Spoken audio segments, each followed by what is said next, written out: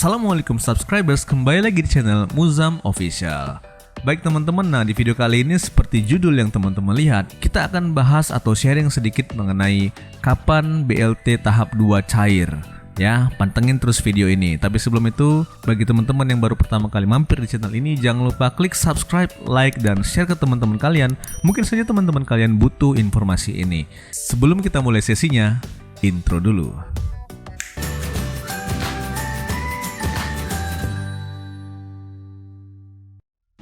Oke teman-teman, nah sekarang kita sedikit ngebahas tentang BLT ya. BLT itu sebenarnya sangat diharapkan banget bagi masyarakat ya. Karena memang ini adalah sebuah program pemerintah bantuan langsung tunai yang diberikan ke masyarakat terdampak langsung maupun tidak langsung tentang COVID 2019 ya. COVID-19. Yang mana yang akan mendapatkan BLT ini sendiri adalah teman-teman yang sudah mendaftarkan dirinya sebagai pribadi atau sebagai instansi atau sebagai terdaftar oleh perusahaan ya, tempat bekerja di BPJS Ketenagakerjaan. Jadi bagi teman-teman yang telah terdaftar saja nih yang bisa mendapatkan, di luar itu sepertinya tidak dapat ya. Itu ya informasi yang saya dapat. Sebenarnya untuk BLT ini sendiri sudah digadang-gadang akan keluar atau cair di tanggal 25 Agustus 2019. Tapi ternyata pada saat di tanggal itu pada gempar nih gitu kan. Oh, kenapa belum dapat gitu kan. Teman-teman se-Indonesia pastinya menunggu-nunggu hal ini. Tanggal 27 dan 28 Agustus baru tuh pada cair tuh teman-teman yang telah terdaftar di BPJS Ketenagakerjaan dengan pemegang rekening bank BUMN seperti BRI, BNI, Mandiri, BTN ya. Itu sudah dapat di tahap 1. Tapi ternyata belum semua teman-teman yang rekening tabungannya bukan di bank BUMN atau bank swasta itu masih belum dapat juga. Nah, yang belum dapat kira-kira kapan? Apakah tidak cair atau seperti apa? Nah, kali ini kita akan bahas. Nah, jadi dikutip dari tribunkaltim.com ada sebuah artikel yang berjudul Siap-siap cek saldo BLT pekerja tahap 2 kapan cair? Catat jadwal langsung 1,2 juta ke rekening gitu ya. Nah, ini adalah judulnya. Nah, seperti apa isinya? Jadi pemerintah akan segera mencairkan BLT karyawan batch 2 atau tahap 2 ke total penerima bantuan pemerintah lewat gaji gitu ya. Berjumlah sekitar 15,7 juta pekerja. Wow. Kalau semisal dikalikan aja tuh 15,7 juta pekerja dikali 1.200.000 gitu kan. Totalnya saja itu sekitar 18,8 triliun ya. Ini masih dikalikan ke 1,2 juta. Artinya masih di 2 bulan pertama ya. Belum lagi 2 bulan keduanya. Artinya ini memang jumlah yang sangat besar sekali ya. Jadi bersyukurlah teman-teman yang mendapatkan bantuan ini. Kemudian kita next lagi.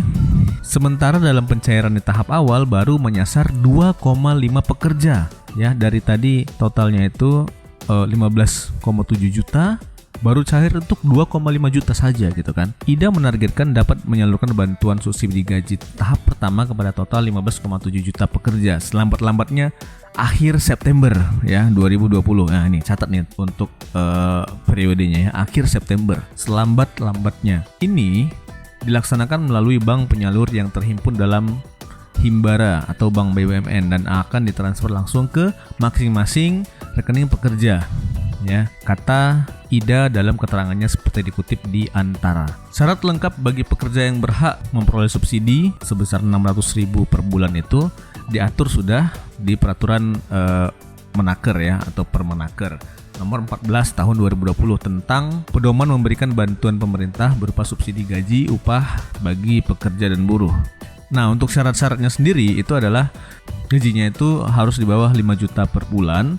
Kemudian terdaftar aktif di BPJS Ketenagakerjaan, kemudian dia harus warga negara Indonesia yang dibuktikan dengan nomor induk kependudukan atau NIK di KTP gitu ya. Peserta aktif program jaminan sosial ketenagakerjaan dan memiliki rekening bank yang aktif juga.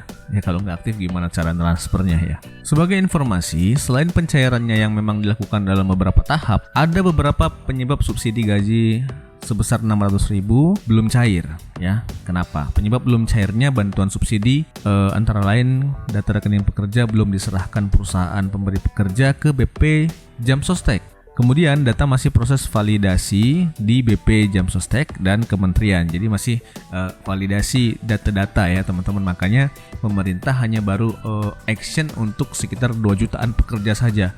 Karena memang data-datanya takut salah. Seperti contoh begini teman-teman. Kalau misalnya, nah kita kan sebagai pekerja itu biasanya ada rekening sendiri gitu kan.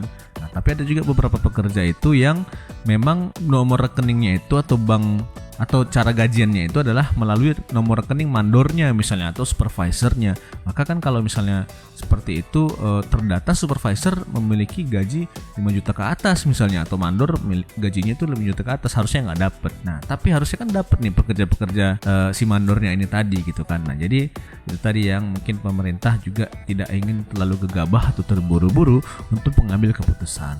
Atau juga sebaliknya, jangan sampai ada ternyata pekerja yang terdaftar di BPJS itu dia gajinya masih di bawah 5 juta, padahal sebenarnya dia sudah menerima di atas 5 juta. Itu yang diantisipasi oleh pemerintah dalam tanda kutip ya. Makanya dilakukan di tahap 2 supaya validasi datanya lebih tepat lagi dan ini benar-benar bisa berguna bagi masyarakat Indonesia. Kemudian sebenarnya intinya itu adalah supaya pemerintah itu bisa membantu pekerja meningkatkan daya beli juga ya, serta mendorong pemulihan ekonomi di tengah pandemi. Karena memang daya beli kita di tengah pandemi ini kan sedikit menurun ya. Jadi para pengusaha, para pekerja yang tadinya setiap bulan itu ada pemasukan, sekarang kan jadi terhambat. Nah, maka ini digelontorkan dana segar ke teman-teman semua untuk memutar ekonomi Indonesia itu lebih aktif lagi supaya mencegah terjadinya resesi atau mungkin mencegah terjadinya yang namanya inflasi gitu ya. Nah, bagaimana aja nih tahapnya sebenarnya gitu kan. Nah, di sini juga tertulis, pertama, validasi eksternal melalui kerjasama dengan 127 bank untuk mengecek validasi nomor rekening penerima ya. Kemudian yang kedua itu adalah validasi di internal BP Jam Sostek, tertuang di Peraturan Menteri Ketenagakerjaan ya, nomor sekian-sekian lah, nomor 14 tahun 2020. Kemudian yang ketiga adalah validasi internal dengan mengecek kesamaan identitas nomor rekening dan kepesertaan pekerja di BP Jam Sostek. Dari validasi kedua yang tadi saya sebutkan, itu hanya 8 juta saja yang dinyatakan valid. Sementara 1 jutaan orang data pekerja dinyatakan tidak valid gitu ya. Jadi ini tadi yang saya katakan pemerintah tidak mau terburu-buru, maka harus divalidasi lebih ulang lagi. Nah, sebagai informasi tambahan ini yang memiliki pertanyaan sebenarnya aku ini dapat atau enggak gitu kan. Sebenarnya gajinya seperti apa, atau sebenarnya teman-teman bisa cek langsung nih di 3 cara. Yang pertama adalah via aplikasi BPJS TK Mobile ya. Jadi teman-teman tuh lihat aja di situ, nanti masukkan PIN dan sebagainya. Nanti kan ada di situ upah yang didaftarkan. Nah, apakah upah yang didaftarkan itu sebesar 5 juta ke atas atau 5 juta ke bawah? Ya kalau 5 juta ke bawah pasti dapat gitu ya.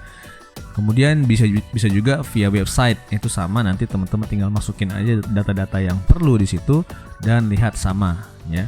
Atau cara yang lebih konvensional yang ketiga adalah teman-teman bisa datang ke kantor BPJS Ketenagakerjaannya sendiri untuk melihat atau mengecek berapa sih upah yang didaftarkan perusahaan untuk saya gitu ya.